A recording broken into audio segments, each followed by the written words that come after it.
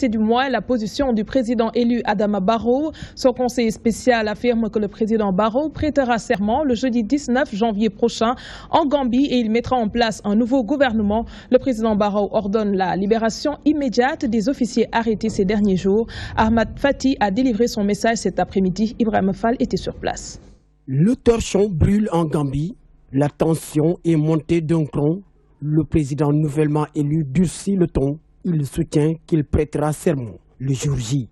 Le 19 janvier 2017, je voudrais vous rassurer, mes chers compatriotes, le président Barrow sera investi le jeudi prochain. Il prêtera serment pour diriger les destinées du pays sans aucune contrainte, même s'il faut respecter la Constitution.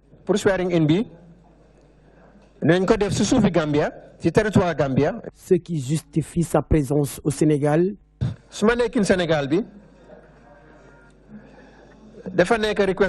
La présence de Barrow au Sénégal est facile à expliquer.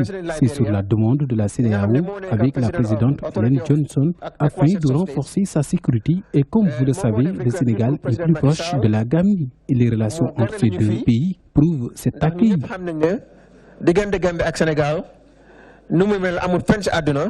Le président de la République islamique de Gambie réclame la libération immédiate des officiers arrêtés. Nous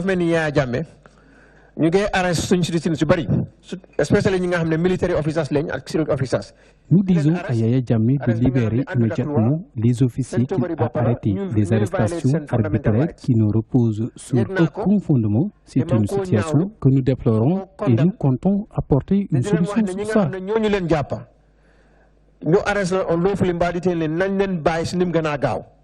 À moins de 72 heures de l'investiture du président nouvellement élu de la Gambie, Yaya Jammeh s'entête de ne pas quitter le pouvoir, malgré les nombreuses tentatives de négociation.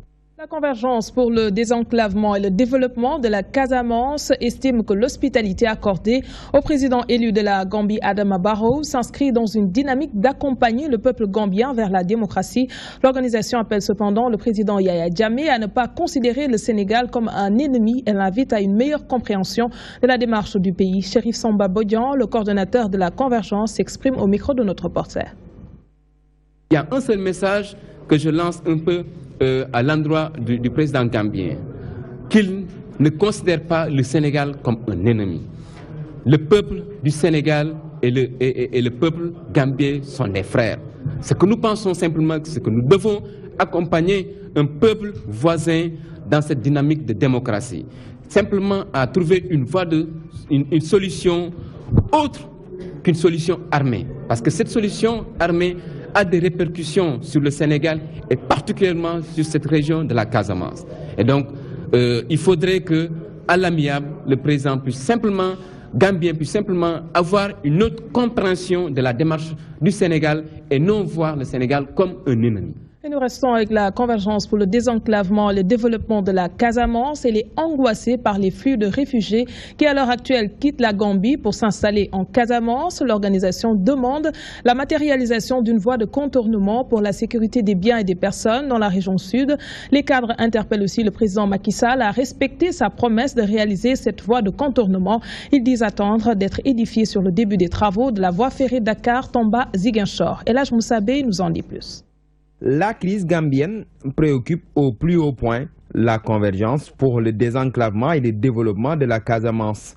L'organisation sonne l'alerte et informe des conséquences qui à peine commencent à se faire ressentir au niveau de la frontière. Ce qui est angoissant, c'est que nous vivons déjà des flux de réfugiés qui viennent de la Gambie pour s'installer en Casamance. Et le cri de cœur est que déjà, en fait, ils craignent un prochain blocus au niveau de la Casamance, au niveau des frontières gambiennes. Ne pouvant plus continuer de subir les effets d'un blocus à chaque fois que la Gambie connaît des problèmes, la Convergence renouvelle la nécessité de mettre sur pied une voie de contournement. Cette voie qui passe par Tamba est pour nous un grand tour et non une voie de contournement. Il existe bien une voie, si elle est matérialisée, elle mesure simplement 571 km qu'on peut faire en quittant Dakar, aller jusqu'en Ziguinchor sans être obligé de passer par la Gambie. L'organisation attend également à être édifiée sur le début des travaux du projet de chemin de fer Dakar-Tamba-Ziguinchor, promis bien avant le lancement des travaux du train express régional. Nous ne sommes pas contre ce projet, mais nous pensons que dans la répartition des infrastructures de développement, il faudrait aller par priorité. Alors les questions de sécurité, les questions d'intégration d'une zone, d'une région qui sort d'un conflit, nous pensons que ça fait partie des priorités et donc l'État doit prendre ça en considération. Dans un contexte particulier de menaces d'affrontement en Gambie, la Convergence attend des mesures concrètes de la part des autorités pour assurer aux populations du Sud un déplacement en toute sécurité dans la zone. Maître Ousmane Ngom met la pression sur Yaya Jammeh. Le président du mouvement politique libéral Tchekanam demande que le dictateur gambien soit débouté du pouvoir par tous les moyens. Maître Ousmane Ngom a fait cette déclaration lors du lancement de son mouvement politique dans la capitale du Nord. Il s'est entretenu avec Gambi Diagne. La Gambie est au cœur du Sénégal. Elle n'a de frontières qu'avec le Sénégal. Et donc, lorsque la Gambie s'enrhume, c'est le Sénégal qui tousse. Donc, tout ce qui se passe en Gambie concerne le Sénégal au premier plan. Nous ne devons laisser ou déléguer à personne le soin de veiller sur ce qui se passe en Gambie, parce que nous risquons d'en pâtir en tant que Sénégal.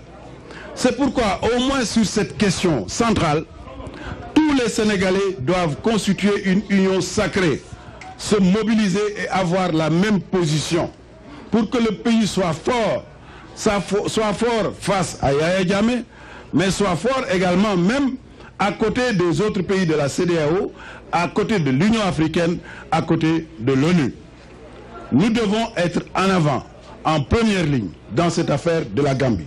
J'ai dit qu'il faut certes mettre en avant la diplomatie, la persuasion, essayer de convaincre Yaya Jammeh que le décret divin est intervenu. Lui, il se dit un croyant. On le voit tout le temps avec un Coran à la main. Mais donc, il doit accepter le décret divin et partir. Alors, s'il ne le fait pas, s'il continue son entêtement, qui constitue un danger et une menace grave pour la sécurité intérieure du Sénégal et pour sa stabilité, mais les grands moyens doivent être utilisés pour le faire partir et restaurer la paix et la démocratie et la volonté populaire en Gambie. Les instances de la structure Jamaatu Ibadu Rahman renouvelées après 5 années d'activité lors de leur 11e congrès tenu ce dimanche, la nouvelle équipe a la lourde mission de prôner la paix et le développement partout dans le monde. La situation en Gambie s'est invitée aux échanges. L'Agir salue la position du Sénégal qui a toujours préconisé le dialogue. Voici Ahmad Dia, vice-amir de l'Agir, au micro de Alun Badarabari. Encore plus de spiritualité et d'action pour la paix et le développement. Donc nous cheminons pendant ces 5 ans à renforcer notre spiritualité et à aider les Sénégalais qui veulent à renforcer leur spiritualité pour mener des actions. C'est Dieu qui nous a demandé de mener des actions. Donc nous menons à mener des actions à l'endroit de nos frères du Sénégal, qu'ils soient musulmans, qu'ils ne soient pas musulmans. C'est nos frères. Donc il faut servir. L'homme, c'est le service. Si tu ne peux pas servir, tu ne représentes rien du tout. Donc nous sommes décidés pour servir le Sénégal. Le Sénégal, c'est la Gambie. La Gambie, c'est le Sénégal. Donc vous ne pouvez pas avoir de problème en Gambie. Le Sénégal reste des bras croisés ou que le Sénégal n'ait pas de problème. Ce n'est pas possible. Donc nous, Sénégalais, nous devons militer pour la paix en Gambie. Nous saluons les démarches du président de la République en faveur du dialogue au lieu d'utiliser la force. Autre point évoqué en titre, la décision du bureau politique du Parti socialiste qui dénonce une violation des textes par Khalifa Sall et compagnie. Elle n'est pas tombée dans l'oreille d'un sourd. Moussa Taye, conseiller spécial de l'édile de Dakar, soutient que les textes du parti sont plutôt violés par la direction qui tarde à convoquer les instances. La responsable des femmes socialistes de Yarar, quant à elle, déclare que le bureau politique n'est plus crédible pour prendre une quelconque décision. Un travail de Côte d'Indjaï. Le Parti socialiste fait encore parler de lui. Le bureau politique est monté au créneau ce samedi, dénonçant une violation des textes du parti par Khalifa Sall et compagnie. Les partisans de ce dernier prennent la balle au rebond et soutiennent que la direction est la source de tous les maux dont souffre leur formation politique. Khalifa Sall, chaque fois qu'il est à Dakar, participe régulièrement aux réunions du bureau politique et dans les instances du parti. Cela n'a rien à voir avec la régularité de ces réunions-là. Le bureau politique doit se réunir tous les mois, a été convoqué 5 mois après. Depuis presque 2 ans, nous courons derrière nos comités centrales, qui, je le rappelle, est l'instance de décision du parti. Je pense que donc ceux qui parlent de textes du parti devraient être les premiers à respecter ces 10 textes. Et pourquoi pas convoquer le comité central? L'instance décisive, l'Assemblée nationale du Parti socialiste, l'Assemblée, c'est le comité central. C'est le comité central qui doit prendre certaines décisions au nom du parti, mais pas le bureau politique qui est... Mais ce bureau politique, moi je dis que c'est là où ça se trouve le clan du Parti socialiste. Parce que le bureau politique actuellement, il n'y a que les responsables qui sont près de Ousmane, proches de Ousmane Tanor Dieng, qui sont appelés sur ça. Moi je dis que le bureau politique même est manipulé par l'État. Le conseiller politique du maire de Dakar parle de machination et non de victimisation, comme le soutiennent certains proches de Tanor Dieng. Nous ne sommes pas dans la victimisation. Nous sommes victimes d'une cabale, d'une machination orchestrée par le pouvoir avec la complicité du Parti socialiste. C'est sous le fallacieux prétexte de tentative d'assassinat que nos camarades sont aujourd'hui emprisonnés. La coordinatrice des femmes socialistes de Yarakh va plus loin. Pour elle, le bureau politique n'a plus la crédibilité de décider au nom du parti. C'est carrément que la majorité du parti ne les suit pas avec le Benno Bokk Yakaar. Ils sont obligés de montrer la face du monde, ce qui n'existe pas au sein du parti. Parce que Ousmane Tanor Dieng veut montrer à tout le monde qu'il a la majorité des coordinations du Sénégal. Or que ça n'existe pas. C'est archi faux. Mais pourquoi pas convoquer le comité central? Moi je dis que le parti, même le bureau politique devait être dissous actuellement. Parce que ce bureau politique, si vous partez à la base et que vous demandez aux responsables et aux membres du parti à la base, ils sont vraiment désolés du comportement de ce bureau politique. Sur l'absence du maire de Dakar et compagnie lors du dernier bureau politique, son conseil politique déclare qu'il est empêché par sa tournée qu'il effectue présentement à l'intérieur du pays.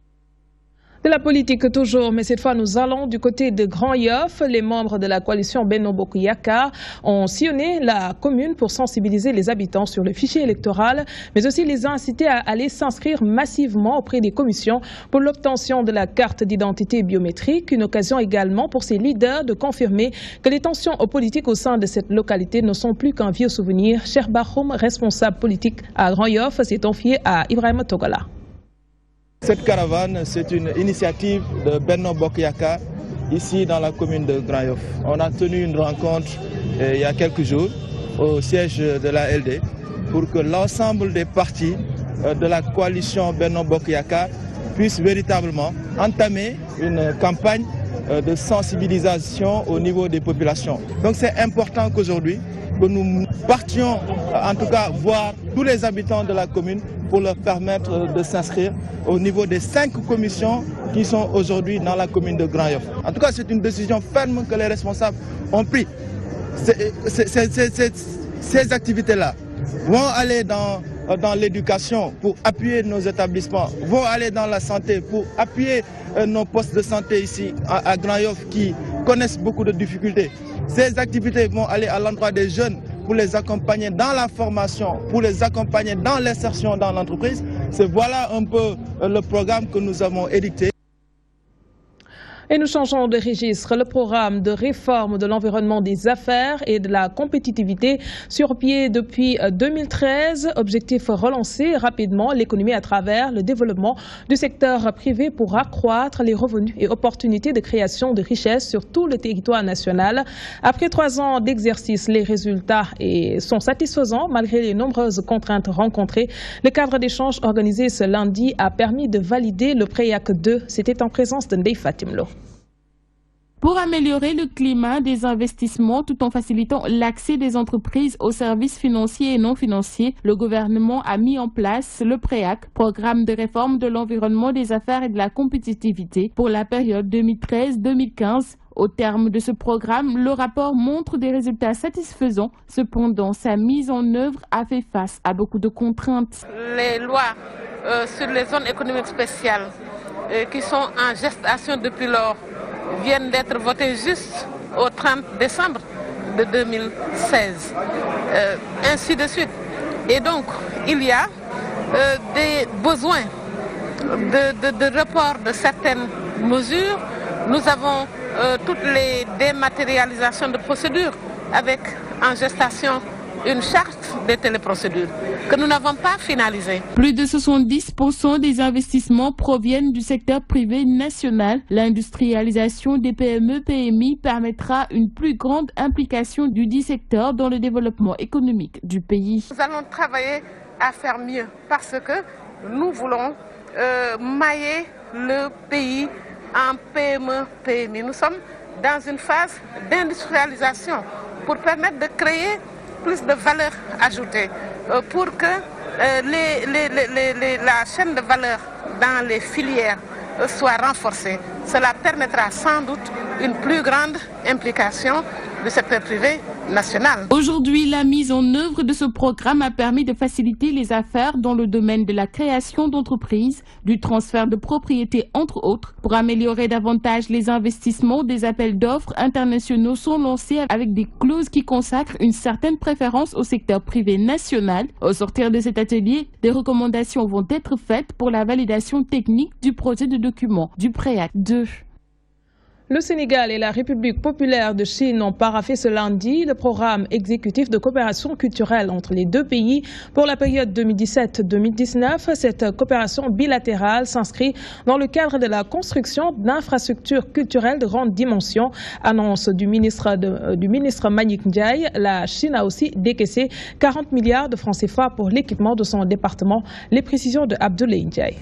Dans le cadre de la promotion des échanges culturels, le Sénégal et la République populaire de Chine scellent un protocole d'accord. La coopération bilatérale entre ces deux peuples ne date pas d'aujourd'hui. Les réalisations infrastructurelles du Grand Théâtre et le musée des civilisations africaines en sont une parfaite illustration. Dans le cadre des échanges de l'audience bilatérale, nous avons parlé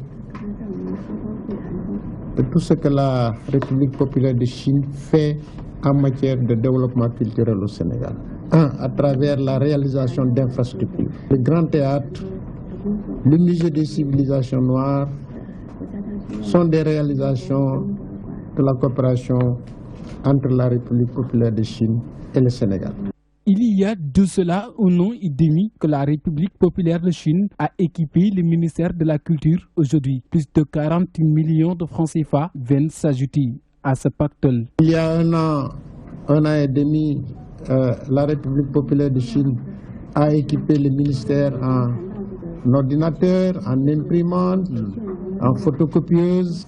Et à ce niveau, c'est 40 millions que la Chine met encore à la disposition du fonctionnement central du ministère. La Chine veut construire un centre culturel au Sénégal, une proposition déjà acquise selon le ministre de la Culture et de la Communication, puisque l'espace devant abriter ce centre est déjà trouvé. La République populaire de Chine a l'intention de réaliser un centre culturel au Sénégal. Et donc, nous sommes en train de voir véritablement l'emplacement de l'infrastructure. Et je crois que cette coopération entre Pékin et Dakar intervient dans le contexte d'une visite officielle de la délégation chinoise au Sénégal. L'engagement s'étale sur la période 2017-2019. Les opérateurs économiques haussent le ton. Ils dénoncent le renchérissement des prix de débarquement au niveau du port de Dakar. Ces commerçants ont vu les prix passer du simple au double, situation qui a des répercussions sur les denrées de grande consommation. Ils dénoncent aussi le mutisme de l'UNACOIS. Les détails, Monsoso. Elles ont pris le cadre de la Chambre de commerce, d'industrie et d'agriculture de Dakar pour exprimer leur ras-le-bol Ces opérateurs économiques disent avoir assez du hausse sans cesse crescendo des prix de débarquement au port autonome de Dakar. On payait 110 000 francs pour les conteneurs, mais ils ont doublé le prix. Le transport coûte excessivement cher. Nous investissons à perte.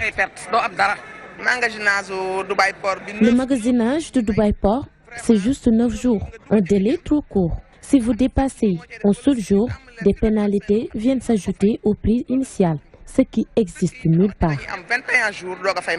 Au banc des accusés, Dubaï Port, ces commerçantes dénoncent aussi une concurrence déloyale dont elles sont victimes.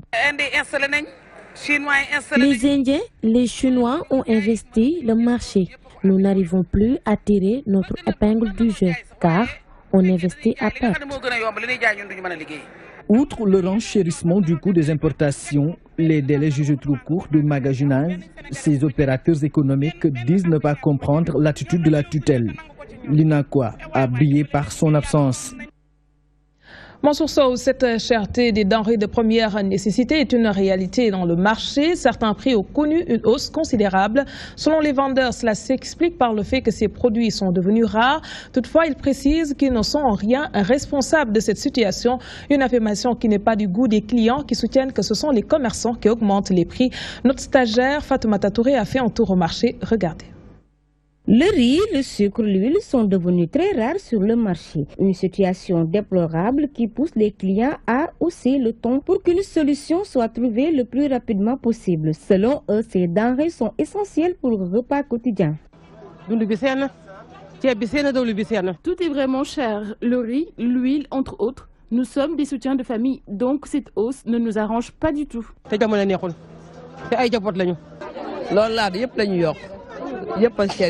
Tous les prix sont extrêmement chers sur le marché. En venant, on ne sait même pas quoi acheter. C'est vraiment déplorable.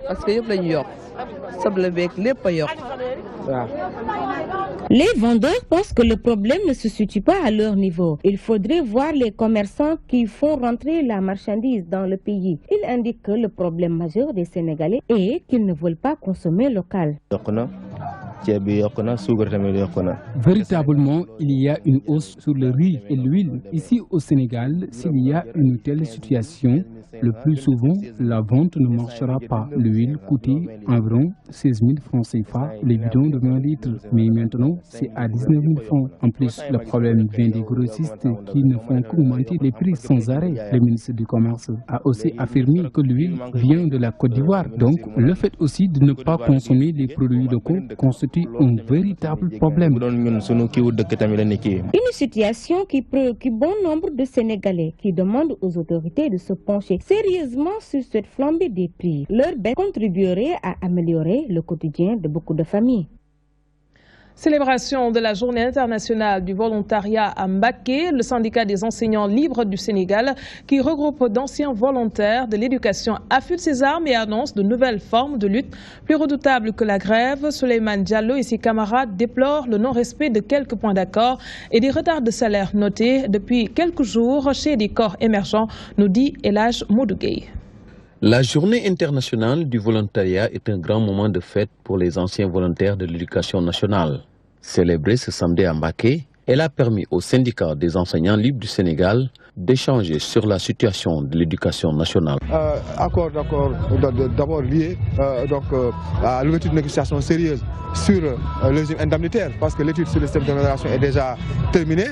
Donc tout ce qui reste, c'est de partager les résultats avec les syndicats d'enseignants, avec les gens de l'État. Mais l'étude dort encore dans les tiroirs de la présidence.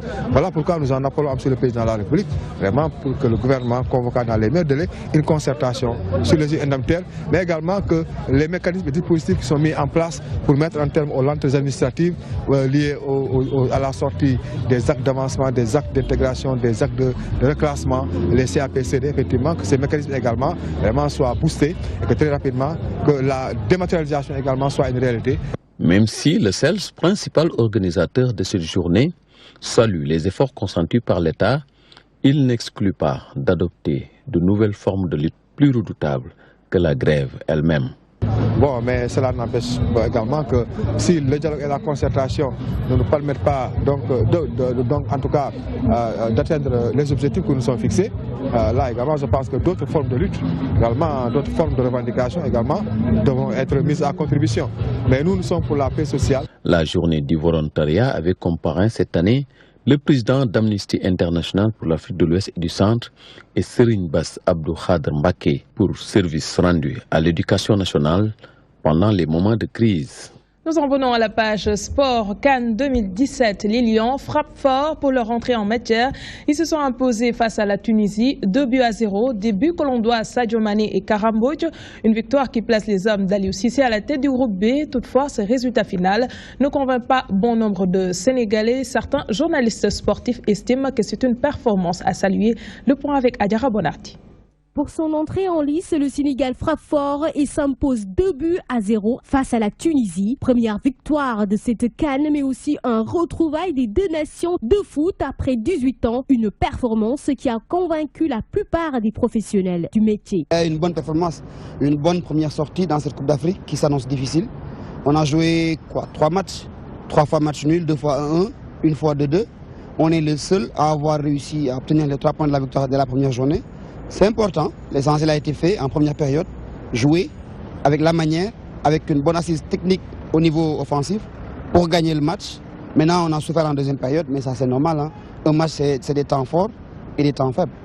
Bon je vais dire que j'ai apprécié le match, c'était un bon match et tout, beaucoup d'actions de part et d'autre des deux équipes. En termes de statistiques, la Tunisie a largement dominé le Sénégal, un fait qu'il faut rectifier. Les 4-3-3 de Aliou Cissé n'a pas trop convaincu le grand public. Mais il faut les corriger, on est dans une compétition. Pour être champion d'Afrique, il faut jouer 6 matchs.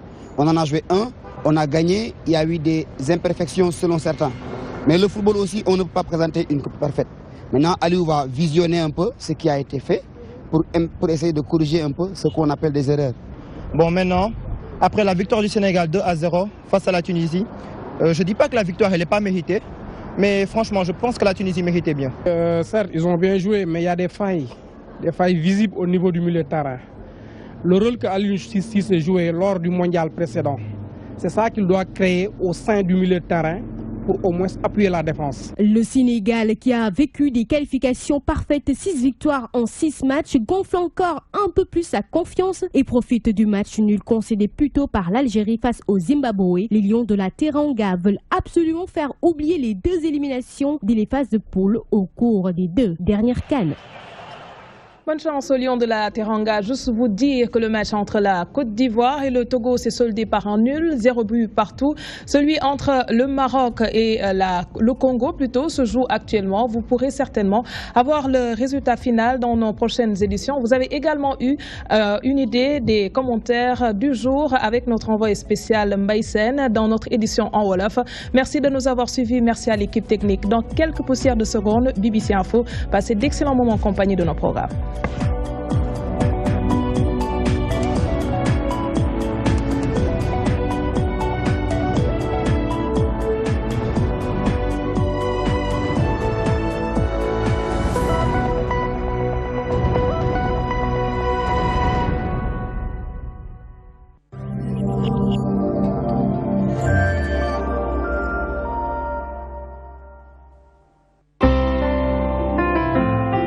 Bismillahirrahmanirrahim. La ilaha illallah. La ilaha illa ant. Allahu akbar. Alhamdulillah.